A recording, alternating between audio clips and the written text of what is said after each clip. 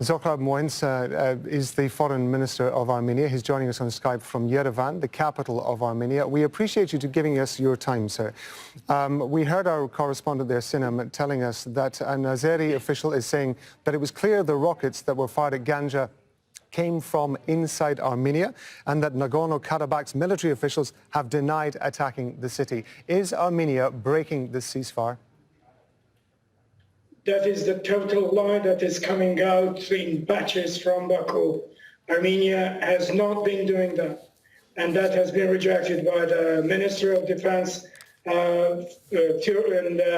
We have achieved an important statement yesterday night to establish ceasefire for the humanitarian purposes and to start working on that. Only a few hours later, in the early hours of the morning on Saturday, Azerbaijan has been continuing with its military operations in every direction, mostly in the south, but most appallingly, they have been continuously targeting and hitting the civilian settlements, the towns and villages, the civilian infrastructure of Nagorno-Karabakh in a methodic way. This has been going on for the entire morning all the way to the afternoon. After 12 p.m., 12 noon, when we were supposed to have the ceasefire established, these operations have been continuing on the Azerbaijani side. This is a premeditated attack on what we have been trying to achieve.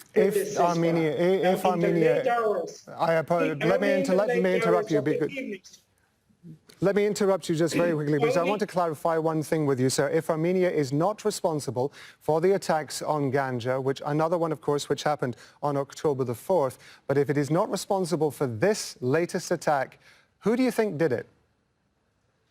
The Nagorno-Karabakh Defense Forces, they are absolutely resolute to continue their defense. You have to understand, they are defending this meticulous attack on the civilians, on the people of Nagorno-Karabakh. Now, if I can understand you, and let me interrupt you, because I really want to be clear on this, sir, and I apologize for interrupting you, but let me be clear on this. You are saying that these are not Armenian forces that are firing these missiles.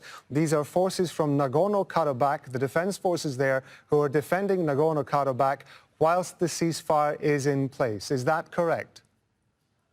The ceasefire has been violated by Azerbaijani forces before 12 and specifically after 12 noon.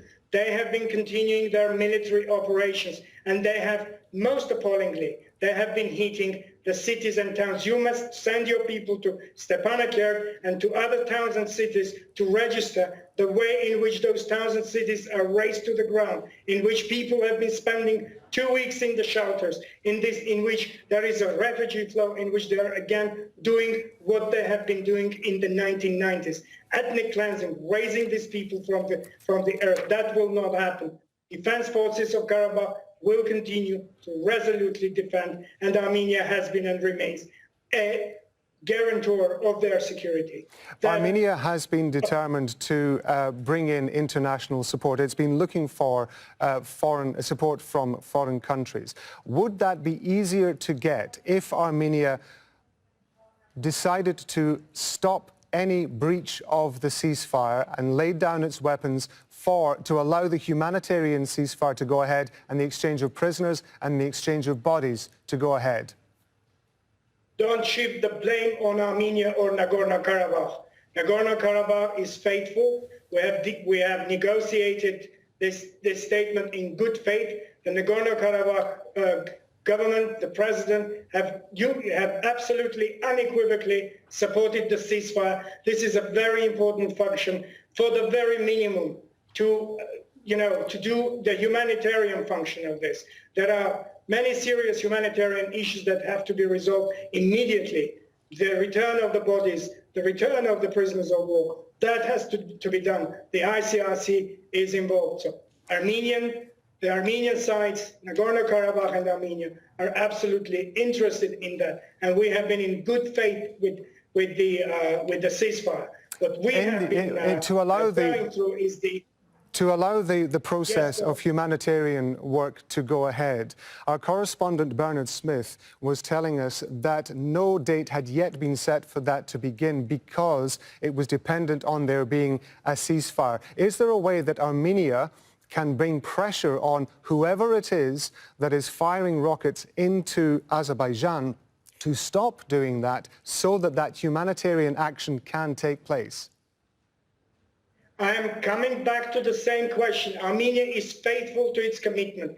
Nagorno-Karabakh is faithful to its commitment. I am just repeating myself again in very unequivocal way. Since morning yesterday, all the way to the very, very late hours of the night, Azerbaijan has been shelling, targeting the Stepanakert and other towns of villages. They have inflicted enormous damage to the civilians, to the civilian infrastructure. All the day when the ceasefire was in place, they don't apparently understand what ceasefire is about. Ceasefire does not mandate them to hit and kill civilians and to hit the civilian settlements. That's what was happening after 12 p.m. Let's be very clear about it. Zöhrab Mnatsakanyan is Foreign Minister of...